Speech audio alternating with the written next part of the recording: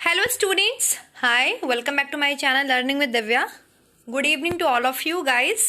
आज है practice set number 11। मैं इससे पहले 10 प्रैक्टिस सेट करा चुकी हूँ एंड वेरी इंपॉर्टेंट क्वेश्चंस को मैंने उसमें सॉल्व कराया है, अलग अलग टॉपिक्स से रिलेटेड है। तो जिन्होंने स्टूडेंट्स ने अभी तक वो नहीं देखे हैं, आप देख लीजिएगा, डेफिनेटली आपको हेल्प करेंगे। कुछ अलग ही क्वेश्चंस हैं, मैंने उसमें ऐड किए हैं, कुछ न्यू, कुछ पुराने भी हैं, कुछ प्रीवियस ईयर्स भी हैं। आज जितने भी क्वेश्चन होंगे वो आपके ग्राम विकास योजना और प्रबंधन से संबंधित प्रश्न होंगे, जो कि मैंने कल आपको रूरल डेवलपमेंट प्रोग्राम्स पढ़ाए थे, आपके गांव ग्रामीण विकास कार्यक्रम जो कि प्रेजेंटली भी चल रहे हैं, और वो मैंने आपको कल थ्योरी सेक्शन में करा दिए थे। आज वहां से इंपॉर्टेंट क्वेश्चन आंसर्स भी हैं, कुछ अलग क्वेश्चंस भी हैं, इसमें मैंने ऐड किए हैं। डेफिनेटली ये वीडियो भी आपको बहुत हेल्प करेगा, तो इस वीडियो को आप लास्ट तक देखिए और अपने नोट्स आप प्रिपेयर करते चलिए, सेल्फ स्टडी करते चलिए। Self study is the best study, उस पर ज़्यादा फोकस कीजिएगा और प्रैक्टिस सेट्स भी सॉल्व करते चलिए। ओके, ये छोटी सी एक हेल्प है मेरी तरफ से जो आप लोगों को डेफिनेटली बहुत हेल्प करेगी। चलिए फिर स्टार्ट कर लेते हैं। Now the practice set number 11 और क्वेश्चंस रहेंगे सारे ग्राम विकास योजना एवं प्रबंधन से संबंधित, मतलब आपके जितने भी रूरल डेवलपमेंट प्रोग्राम्स हैं जो रूरल डेवलपमेंट करते हैं, गांव का विकास करते हैं, वहां से संबंधित क्वेश्चंस हैं। So let's start the topic. Now the first question is, पहला क्वेश्चन है आपकी स्क्रीन पर आपके सामने, आप आंसर कमेंट करिए स्टूडेंट। मैं सबकी कमेंट को जो है देखूंगी और आप सही आंसर कमेंट करिएगा, ठीक है। ग्रामीण क्षेत्रों में किसके द्वारा विद्युतीकरण मतलब इलेक्ट्रिसिटी को बेहतर और सस्ती दर पर किया जा सकता है? ग्रामीण क्षेत्रों में अगर हमें इलेक्ट्रिसिटी पहुंचानी है और वो सस्ती भी हो और बेहतर भी हो, तो उसके लिए कौन सा मेथड सबसे अच्छा रहेगा? कोयला ऊर्जा, परमाणु ऊर्जा, बायोगैस या ऑप्शन नंबर डी सौर ऊर्जा? आप आंसर कीजिए फटाफट से। तो इसमें आपका आंसर हो जाएगा ऑप्शन नंबर डी सौर ऊर्जा। क्यों? क्योंकि सौर ऊर्जा क्या है? अनगिनत है, मतलब बहुत ज़्यादा मात्रा में है हमारे पास, ठीक है। वो जो रिसोर्स है हमारे पास वो ऐसा है, ख़त्म नहीं हो सकता, अनगिनत है हमारे पास सौर ऊर्जा। और सौर ऊर्जा किसी भी तरीके की कोई उसमें आपको पैसे की भी ज़रूरत नहीं है, तो सोलर पैनल को लगा करके हर गांव में इलेक्ट्रिसिटी को पहुंचाया जा सकता है, इम्प्रूव किया जा सकता है। तो option number D is correct. चलिए नाउ द सेकेंड क्वेश्चन, राष्ट्रीय ग्रामीण विकास संस्थान कहाँ स्थित है? राष्ट्रीय ग्रामीण विकास संस्थान, नेशनल रूरल डेवलपमेंट ऑर्गेनाइजेशन कहाँ पर है? पटना में है, ऑप्शन नंबर बी शिमला में है, ऑप्शन नंबर सी हैदराबाद में है, या option number D new Delhi में है? राष्ट्रीय ग्रामीण विकास संस्थान आपके कहाँ है? तो नेशनल रूरल डेवलपमेंट ऑर्गेनाइजेशन या इंस्टीट्यूशन आपके हैदराबाद में है। कहाँ है? हैदराबाद में। Option number C is correct. ये आप याद कर लीजिए, ध्यान से नोट डाउन कर लीजिए, एग्जाम के पॉइंट ऑफ व्यू से बहुत इंपॉर्टेंट क्वेश्चन है। चलिए नेक्स्ट क्वेश्चन की तरफ चलते हैं। क्वेश्चन नंबर 3, निम्नलिखित में से कौन सा एक प्रमुख संस्थान है जो भारत में ग्रामीण विकास पर प्रशिक्षण प्रदान करता है और अनुसंधान करता है? इन जो ऑप्शंस हैं, इन ऑप्शंस में से कौन सा एक ऐसी इंस्टीट्यूशन है, एक ऐसी संस्था है जो भारत में गांव के डेवलपमेंट के लिए ट्रेनिंग प्रोवाइड करती है, प्रशिक्षण देती है, इसके अलावा रिसर्च भी करती है, अनुसंधान भी करती है? ऑप्शंस हैं आपके सामने आपकी स्क्रीन पर। सबसे पहला ऑप्शन है राष्ट्रीय ग्रामीण संस्थान, दूसरा है राष्ट्रीय ग्रामीण विकास संस्थान, तीसरा है राष्ट्रीय ग्रामीण विकास और पंचायती राज संस्थान, या ऑप्शन नंबर डी ग्रामीण विकास संस्थान? बताइए इसमें से कौन सा ऐसा एक इंस्टीट्यूशन है जो भारत में ग्रामीण विकास पर प्रशिक्षण देता है और अनुसंधान करता है? आपके ऑप्शंस यहाँ पे हो जाएगा, जो करेक्ट इंस्टीट्यूशन है वो है राष्ट्रीय ग्रामीण विकास और पंचायती राज संस्थान। कौन सा है? राष्ट्रीय ग्रामीण विकास और पंचायती राज संस्थान। ये क्वेश्चन मैंने टेलीग्राम पर भी पूछा था आप लोगों से और यहाँ भी ऐड किया है। टेलीग्राम पर भी आप ज्वाइन कर लीजिएगा, पोल आपको मिलेगा, वहां पे कर सकते हैं, प्रैक्टिस हो जाएगी आपकी। नेक्स्ट क्वेश्चन देखते हैं स्टूडेंट, मैंने टेलीग्राम का लिंक कम्युनिटी टैब पर भी शेयर किया हुआ है guys. Fourth question, mid day meal programme, जो मिड डे मील कार्यक्रम है, इसके तहत स्कूल स्तर पर बच्चों के कम वजन का प्रतिशत किस आवृत्ति पर आंका जाना चाहिए? बच्चों का जो वेट है वो कितनी फ्रिक्वेंसी इस पर आंकना चाहिए, किस फ्रिक्वेंसी पर जो है मेजर करना चाहिए स्कूल लेवल पर? अर्धवार्षिक मतलब हाफ ईयरली, बी है ऑप्शन त्रैमासिक मतलब हर 3 महीने पर, ऑप्शन नंबर सी वार्षिक मतलब ईयरली करना चाहिए, या ऑप्शन नंबर डी मासिक करना चाहिए, हर महीने करना चाहिए। तो मिड डे मील प्रोग्राम के तहत स्कूल लेवल पे बच्चों का जो वेट है, उसका जो परसेंटेज है, वो आपके हाफरली अर्धवार्षिक फ्रीक्वेंसीज पर आंका जाना चाहिए, मतलब हर 6 महीने के बाद उनको उनका मेजरमेंट करना चाहिए। क्लियर है? Now the next question is question number 5। NREGP का पूर्ण रूप क्या है? NREGP का पूर्ण रूप क्या है? राष्ट्रीय ग्रामीण उद्यमिता गारंटी कार्यक्रम, राष्ट्रीय ग्रामीण शिक्षा गारंटी कार्यक्रम, राष्ट्रीय ग्रामीण रोजगार गारंटी कार्यक्रम, या राष्ट्रीय क्षेत्रीय रोजगार गारंटी कार्यक्रम। NREGP का पूर्ण रूप क्या है? National rural employment guarantee programme, national rural employment guarantee programme, राष्ट्रीय ग्रामीण रोजगार गारंटी कार्यक्रम। Option number C is correct, राष्ट्रीय ग्रामीण रोजगार गारंटी कार्यक्रम। नेक्स्ट क्वेश्चन की तरफ चलते हैं स्टूडेंट। Question number 6। मनरेगा के तहत सामग्री घटक के मामले में जो भी सामग्री डिस्ट्रीब्यूट होती है मनरेगा में, केंद्र और राज्य सरकार का वित्त पोषण रेशियो क्या है? मतलब क्या रेशियो है केंद्र गवर्नमेंट का और क्या रेशियो है आपके स्टेट गवर्नमेंट का? जो भी सामग्री वितरित हो रही है मनरेगा के तहत, उसमें बताइए। 100:0 मतलब 100 जो है वो सेंट्रल गवर्नमेंट का है, 0 आपके स्टेट गवर्नमेंट का है, या दोनों का 50-50 है, दोनों 50-50 कैरी करते हैं, या 25-25 कैरी करते हैं, या 75-25 है। ऑप्शन है आपके सामने। क्वेश्चन है आपके सामने, मनरेगा के तहत सामग्री घटक, जो भी सामग्री, जो भी मटेरियल, जो भी एस्पेक्ट्स उसमें डिस्ट्रीब्यूट किए जाते हैं मनरेगा में या यूज किए जाते हैं, उसमें कितना परसेंटेज सेंट्रल गवर्नमेंट देती है, कितना परसेंटेज स्टेट गवर्नमेंट देती है। क्वेश्चन आपके सामने ये है, वित्त पोषण का अनुपात कितना है? तो ऑप्शन हो जाएगा इसमें डी 75-25। ये क्वेश्चन मैंने आपको पहले भी कराया है। 75 जो है वो आपके सेंट्रल गवर्नमेंट का पार्ट होता है और 25 जो है वो आपके स्टेट गवर्नमेंट का पार्ट होता है। क्लियर है? ये है सामग्री घटक में, ये आप ध्यान रखिएगा। अभी फाइनेंस की बात आएगी, मतलब कौन कितना वित्त उठाता है, कितना फाइनेंस देता है, इससे रिलेटेड भी क्वेश्चन मैंने ऐड किया है। वहां पर जो प्रोपोर्शन है वो अलग है, जो रेशियो है वो अलग है। ओके, अगर सामग्री घटक का आपसे पूछा जाए कि कौन जो सामग्री है उसमें कितना रेशियो प्रोपोर्शन है, तो आपके 75 हो जाएगा सेंट्रल गवर्नमेंट का और 25 हो जाएगा आपके स्टेट गवर्नमेंट का। क्लियर है? नेक्स्ट क्वेश्चन है आपके सामने, प्रधानमंत्री उज्ज्वला योजना कब शुरू की गई थी? प्रधानमंत्री उज्ज्वला योजना कब स्टार्ट हुई थी? ए ऑप्शन जुलाई 2017 में, बी ऑप्शन जुलाई 2018 में, सी ऑप्शन मई 2014 में, या मई 2016 में। प्रधानमंत्री उज्ज्वला योजना कब शुरू की गई थी? ये क्वेश्चन आपसे टीजीटी में पूछा गया है, लास्ट ईयर भी पूछा गया है और अलग अलग तरीके से पूछा गया। लास्ट ईयर जो पूछा गया था वो प्रधानमंत्री उज्ज्वला योजना ये वाली नहीं था, वो दूसरी उज्ज्वला योजना था, और वो मैंने आपको कराया हुआ है 1950 से लेके 2016 तक की सभी योजनाओं को याद करने के ट्रिक्स में मैंने वो उज्ज्वला योजना आपको बताई है, तो आप एक बार वो वीडियो भी देख लीजिएगा। ठीक है, फिलहाल ऑप्शन नंबर हो जाएगा इसमें डी, 1 मई 2016 को प्रधानमंत्री उज्ज्वला योजना स्टार्ट की गई थी। चलिए थोड़ा सा इसके बारे में देख भी लेते हैं। प्रधानमंत्री उज्ज्वला योजना 1 मई 2016 को भारत के प्रधानमंत्री नरेंद्र मोदी द्वारा शुरू की गई थी। इसे पेट्रोलियम और प्राकृतिक गैस मंत्रालय अपनी तेल विपणन कंपनियों के माध्यम से कार्यान्वित करता है। सरकार का लक्ष्य है कि देश में बीपीएल परिवारों को, जो आपके गरीब परिवार हैं, बीपीएल धारक परिवार हैं, उन्हें एलपीजी का कनेक्शन प्रदान कर सके। इस योजना का उद्देश्य साफ सुथरे और अधिक कुशल एलपीजी से ग्रामीण भारत में उपयोग किए जाने वाले अशुद्ध खाना पकाने वाले ईंधन को बदलना है। क्योंकि गांव में क्या होता है, लोग कोयले पे खाना बना लेते हैं, लकड़ी पे खाना बना लेते हैं, जिससे बहुत ज़्यादा धुआं होता है, एयर पोल्यूशन भी होता है, साथ साथ उनको हेल्थ से रिलेटेड भी प्रॉब्लम्स होती हैं। फीमेल्स को भी होती हैं, उनके फैमिली मेम्बर्स को भी होती हैं, लंग्स में प्रॉब्लम हो जाती है, अस्थमा की प्रॉब्लम हो जाती है। तो इन सब से निपटारा पाने के लिए 1 मई 2016 को जो एलपीजी कनेक्शन बांटे गए थे, उस योजना को आपके उज्ज्वला योजना कहा जाता है, प्रधानमंत्री उज्ज्वला योजना। क्लियर है? इसका कब स्टार्ट हुई थी? 1 मई 2016 को। किसके द्वारा स्टार्टिंग हुई है? तो भारत के प्रधानमंत्री नरेंद्र मोदी द्वारा। कौन सा डिपार्टमेंट इसे देखता है? तो पेट्रोलियम और प्राकृतिक गैस मंत्रालय, मिनिस्ट्री इसको देखती है। क्लियर है?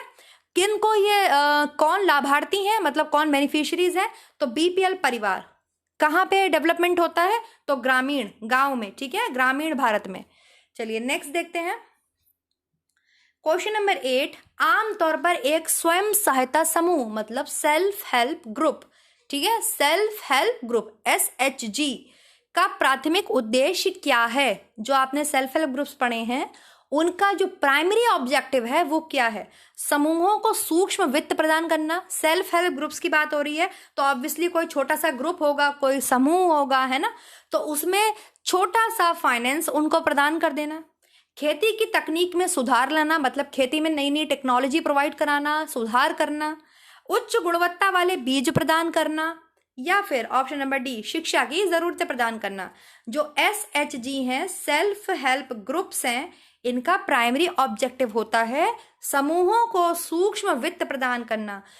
बेसिकली ग्रुप्स होते हैं 10 फीमेल्स के या 15 मेल्स के, इस तरीके से ग्रुप होते हैं महिलाओं के और पुरुषों के, तो उसको सूक्ष्म वित्त मतलब थोड़ी सी फाइनेंशियल हेल्प प्रोवाइड की जाती है सेल्फ हेल्प ग्रुप के थ्रू। ये इनका प्राइमरी ऑब्जेक्टिव होता है, प्राथमिक उद्देश्य होता है। क्लियर है? चलिए इसका भी थोड़ा सा आप डिस्क्रिप्शन देख लीजिए। समूहों को सूक्ष्म वित्त प्रदान करने के लिए सामान्य रूप से जो है स्वयं सहायता समूह SHG सेल्फ हेल्प ग्रुप का प्राथमिक उद्देश्य है। इन समूहों का उद्देश्य आत्म सशक्तिकरण की प्रक्रिया को सुविधाजनक बनाना है, मतलब सेल्फ डिपेंडेंट बनाना है, सेल्फ एम्पावरमेंट करना है, लोगों की सेल्फ को एम्पावर करना, लोगों की सेल्फ को सशक्त करना, आत्म सशक्तिकरण को बढ़ाना और लोगों को सुविधाजनक मतलब उनको थोड़ी सी सुविधा मिल सके, इसके लिए जो सेल्फ हेल्प ग्रुप्स हैं वो काम करते हैं। वो क्या करते हैं, उन ग्रुप्स में थोड़ा सा पैसा बांट देते हैं। कैसे ग्रुप होता है ये भी देख लीजिए। एक स्व सहायता समूह जो सेल्फ हेल्प ग्रुप होता है आमतौर पर 10 से 20 स्थानीय महिलाओं या पुरुषों से बना होता है, मतलब किसी भी लोकल जगह पर 10 मेंबर्स होते हैं या 20 मेंबर होते हैं, या तो 10 आपके महिलाएं हो सकती हैं या 20 महिलाएं हो सकती हैं, 10 पुरुष हो सकते हैं, 20 पुरुष हो सकते हैं, या दोनों मिक्स हो सकते हैं। ऐसा नहीं कि स्पेशली एक ही जेंडर होगा। एक स्वयं सहायता समूह उन सदस्यों के लिए एक सामूहिक गारंटी प्रणाली के रूप में काम करती है जो संगठित स्रोतों से उधार लेने का प्रस्ताव रखते हैं। भारत में स्वयं सहायता समूह की उत्पत्ति का पता 1970 में स्वरोजगार महिला संघ सेवा के गठन से लगाया जा सकता है। RBI के साथ नाबार्ड ने SHG को वर्ष 1993 से बैंकों में बचत खाता रखने की भी अनुमति दी है। ठीक है, तो ये जो सेल्फ हेल्प ग्रुप्स हैं ये अपना खाता भी, बचत खाता भी बैंक में खोल सकते हैं। क्लियर हो गया, समझ में आ गया? नेक्स्ट देखते हैं नेक्स्ट क्वेश्चन नंबर 9। नरेगा योजना का खर्च, मैंने बताया ना आपको, अब बात आ रही है फाइनेंस की, उसमें बात थी सामग्री घटक के फाइनेंस की। यहाँ पर है टोटल फाइनेंस, टोटल खर्चा केंद्र और राज्य के बीच किस अनुपात में वहन किया जाता है नरेगा में। नरेगा मनरेगा एक ही चीज है, पहले वो नरेगा के नाम से थी, 2009 से वो मनरेगा के नाम से जाना जाता है। ठीक है, 2005 में उसका अधिनियम पारित हुआ था। कल मैंने आपको ये पूरी चीज करवाई है थ्योरी सेक्शन में, मैं आज भी रिपीट करवा दूंगी। तो नरेगा में जो खर्च है, टोटल खर्च है, वो सेंट्रल और राज्य के बीच, मतलब सेंट्रल गवर्नमेंट और स्टेट गवर्नमेंट के बीच क्या प्रपोर्शन कैरी होता है, क्या प्रपोर्शन वेरी करती है सेंट्रल गवर्नमेंट, क्या प्रपोर्शन वेरी करती है स्टेट गवर्नमेंट, मतलब कितना खर्चा सेंट्रल गवर्नमेंट उठाती है और कितना खर्चा स्टेट गवर्नमेंट उठाती है। बताइए 90-10 या 50-50 या 75-25 या इनमें से कोई नहीं। ऑप्शन नंबर डी है इनमें से कोई नहीं। बताइए, इसमें आपके आंसर हो जाएगा ऑप्शन नंबर ए। इसमें 90% जो खर्चा है वो आपके सेंट्रल गवर्नमेंट करती है और 10% खर्चा जो है वो आपके स्टेट गवर्नमेंट करती है। जो रेशियो है यहाँ पर वो 90-10 का है, जबकि अगर सामग्री घटक की बात कर रहे थे हम मनरेगा में, वहां पर जो है 75% सेंट्रल गवर्नमेंट का था और 25% स्टेट गवर्नमेंट का था। लेकिन अगर टोटल खर्चे की बात करें नरेगा के, पूरा खर्चा नरेगा जो योजना है उसका सेंट्रल गवर्नमेंट आपके 90% कैरी करती है और 10% कैरी करती है आपकी स्टेट गवर्नमेंट, किसी भी राज्य की सरकार। ठीक है, क्लियर हो गया? सभी क्वेश्चन क्लियर है सभी स्टूडेंट्स को? ओके ठीक है, तो हम बढ़ते हैं नेक्स्ट क्वेश्चन की तरफ। क्वेश्चन नंबर 10, इंदिरा आवास योजना जो कि अब क्या हो गई है, प्रधानमंत्री आवास योजना। ठीक है, इंदिरा आवास योजना का नाम बदल के अब क्या हो गया है, प्रधानमंत्री आवास योजना। किस मूलभूत आवश्यकता की पूर्ति करता है? कौन सी ऐसी बेसिक नीड है जो इंदिरा आवास योजना के थ्रू पूरी होती है? ए पानी, बी आवास, सी कपड़े या डी खाना? तो IAY उसके नाम में ही है इंदिरा आवास योजना। इंदिरा आवास योजना आपकी आवास की मूलभूत आवश्यकता, जो आवास आपकी मूलभूत आवश्यकता है रोटी कपड़ा मकान में, तो जो मकान की आवश्यकता है उसकी पूर्ति करता है। Option number B is correct. Next question की तरफ चलते हैं। क्वेश्चन नंबर 8, बेटी बचाओ बेटी पढ़ाओ आंदोलन कब स्टार्ट हुआ या बेटी बचाओ बेटी पढ़ाओ कब लागू हुआ? ऑप्शन नंबर ए 20 जनवरी 2015, ऑप्शन नंबर बी 22 जनवरी 2015, ऑप्शन नंबर सी 21 जनवरी 2016 या ऑप्शन नंबर डी 24 जनवरी 2017। बेटी बचाओ बेटी पढ़ाओ कब स्टार्ट हुआ? ये बहुत इंपॉर्टेंट क्वेश्चन है, आपके एग्जाम्स में भी आता है ये क्वेश्चन। बेटी बचाओ बेटी पढ़ाओ आपके 22 जनवरी 2015 को स्टार्ट हुआ। वेरी गुड स्टूडेंट, जो 22 जनवरी आंसर दे रहे हैं, very good. Option number B is correct. 22 जनवरी 2015 को हरियाणा के पानीपत जिले से स्टार्ट हुआ था। ठीक है, चलिए नेक्स्ट क्वेश्चन की तरफ चलते हैं। क्वेश्चन नंबर 12, सामुदायिक विकास कार्यक्रम का उद्देश्य क्या है? ऑब्जेक्टिव क्या है? कम्युनिटी डेवलपमेंट प्रोग्राम के ऑब्जेक्टिव क्या है, बताइए। ऑप्शन नंबर ए शैक्षिक सुविधाएं प्रदान करना, ऑप्शन नंबर बी जीवन स्तर में सुधार करना, ऑप्शन नंबर सी राजनीतिक प्रशिक्षण प्रदान करना, ऑप्शन नंबर डी योजना बनाने में गांव की मदद करना। फटाफट से आंसर कीजिए आप सभी लोग कमेंट सेक्शन में कि कम्युनिटी डेवलपमेंट प्रोग्राम का ऑब्जेक्टिव क्या है। यहाँ पर ये चारों ही ऑब्जेक्टिव हैं कम्युनिटी डेवलपमेंट प्रोग्राम के, A B C D। मैं ऑप्शन नंबर ई इसमें ऐड करना भूल गई, मतलब उपरोक्त सभी। ठीक है, तो ऑप्शन नंबर ई यहाँ पर मैं लिख देती हूँ, ऑल ऑफ द अबव, उपरोक्त सभी। कम्युनिटी डेवलपमेंट प्रोग्राम जो कि आपके 1952 में स्टार्ट हुआ था, 2 अक्टूबर 1952 में स्टार्ट हुआ था। इसका उद्देश्य है शैक्षिक सुविधाएं प्रदान करना, जीवन स्तर में सुधार करना, राजनीतिक प्रशिक्षण प्रदान करना और योजना बनाने में गांव की मदद करना। ये चारों ही इसके उद्देश्य हैं। और कम्युनिटी डेवलपमेंट प्रोग्राम गांव के लिए विकास करने का एक बहुत पुराना और बहुत अच्छा आपके कार्यक्रम है। क्लियर है, समझ में आ गया? तो यहाँ पर एक ऑप्शन आप और लिख लेंगे, option number E, all of the above, उपरोक्त सभी। क्वेश्चन नंबर 13, सामुदायिक विकास कार्यक्रम कब शुरू हुआ? कम्युनिटी डेवलपमेंट प्रोग्राम कब स्टार्ट हुआ?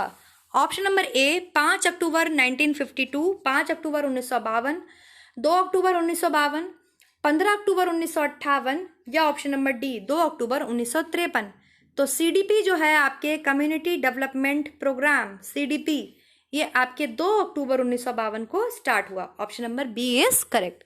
वेरी गुड, जिनका भी आंसर ऑप्शन नंबर बी है बिल्कुल सही आंसर कर रहे हैं, बहुत अच्छा। Option number B is correct.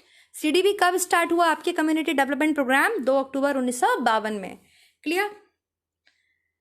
Next question, question number 14, 1952 में भारत सरकार द्वारा शुरू की गई ग्रामीण विकास योजना निम्नलिखित में से कौन सी थी? 1952 में एक कार्यक्रम स्टार्ट करा भारत सरकार ने, जो कि किसके लिए था? गांव के विकास के लिए, ग्रामीण विकास के लिए। उस योजना का क्या नाम था जो 1952 में स्टार्ट की गई थी? एकीकृत ग्रामीण विकास कार्यक्रम, ऑप्शन नंबर बी सामुदायिक विकास कार्यक्रम, ऑप्शन नंबर सी उच्च उपज वाली किस्मों का विकास कार्यक्रम या ऑप्शन नंबर डी गहन कृषि जिला कार्यक्रम। कौन सा प्रोग्राम है जो 1952 में भारत सरकार के द्वारा गांव का विकास करने के लिए, ग्रामीण विकास करने के लिए योजना बनाई गई थी? वो कौन सा प्रोग्राम था? वो था आपके option number B community development programme CDP, सामुदायिक विकास कार्यक्रम 1952, 2 अक्टूबर 1952। ठीक है, भारत सरकार के द्वारा चलाया गया ऐसा कार्यक्रम जो कि ग्रामीण विकास के लिए था। किसके विकास के लिए था? ग्रामीण विकास के लिए। क्वेश्चन नंबर 15, मनरेगा योजना कब स्टार्ट की गई? या आप मनरेगा बोलिए, मनरेगा ही बोलते हैं हिंदी में। Mahatma Gandhi national rural employment guarantee programme कब स्टार्ट किया गया? 2 फरवरी 2006, 2 अक्टूबर 2005, 26 जनवरी 2007 या 15 अगस्त 2008। कब स्टार्ट किया गया मनरेगा? कब शुरू हुई ये योजना? ये योजना आपके स्टार्ट हुई कब? शुरू की गई। मैंने यहाँ पर आपसे ये नहीं पूछा है कि कब अधिनियम पारित हुआ, या मैंने आपसे ये भी नहीं पूछा है कि कब नरेगा का नाम बदलकर मनरेगा कर दिया गया। ठीक है, अभी वो मनरेगा ही है, नरेगा। तो वो कब शुरू हुआ? 2 फरवरी 2006 को। कब स्टार्ट हुआ? 2 फरवरी 2006 को। क्लियर है? कल मैंने आपको एक और डेट बताई थी 2008 वाली, जब वो पूरे देश में लागू हुआ था नरेगा। 2 फरवरी 2006 को तो वो आंध्र प्रदेश के जिले में लागू हुआ था डॉक्टर मनमोहन सिंह द्वारा। कल पूरा मैंने प्रीवियस आपको पढ़ाया है, आप एक बार देख लीजिएगा जिन स्टूडेंट्स ने नहीं देखा है। चलिए थोड़ा सा इसके बारे में देख लेते हैं। महात्मा गांधी राष्ट्रीय ग्रामीण रोजगार गारंटी अधिनियम मनरेगा अगस्त 2005 में भारतीय संसद ने नरेगा पारित किया। 2005 में ये पारित हुआ। ठीक है, अगस्त या सितंबर में 2005 में ये पारित हुआ। यह 2 फरवरी 2006 को लागू हुआ। 2 अक्टूबर 2009 को गांधी जयंती वाले दिन नरेगा का नाम बदलकर, नरेगा अधिनियम का नाम बदलकर मनरेगा या मनरेगा कर दिया गया। ठीक है, समझ में आ गया? क्लियर है? आई होप ये क्वेश्चंस आपको क्लियर होंगे स्टूडेंट्स। कोई प्रॉब्लम, कोई इशू, कोई भी अगर इशू हो तो आप कमेंट सेक्शन में कमेंट करिएगा, मैं ज़रूर देखूंगी। वेरी गुड, जिनके आंसर्स बिल्कुल ठीक हैं उन सभी को बहुत बहुत बधाई। नेक्स्ट वीडियो में मिलेंगे हम नेक्स्ट टॉपिक के साथ स्टूडेंट्स। आज के लिए इतने ही क्वेश्चंस हैं। जो नेक्स्ट वीडियो आपको मिलेगा वो मिलेगा आपको पंचायती राज व्यवस्था से और इसके अलावा पंचवर्षीय योजनाओं से। जो 5 ईयर प्लान्स हैं उनसे रिलेटेड क्वेश्चन आंसर्स करेंगे हम, साथ ही साथ पंचायती राज व्यवस्था से भी 2-3 क्वेश्चन होंगे, तो आपको बहुत हेल्प करेंगे। सो ओके, बाय स्टूडेंट्स, या बाय। नेक्स्ट वीडियो मिलते हैं नेक्स्ट टॉपिक के साथ। तब तक अपनी पढ़ाई करते रहिए, ध्यान रखिए। Bye bye.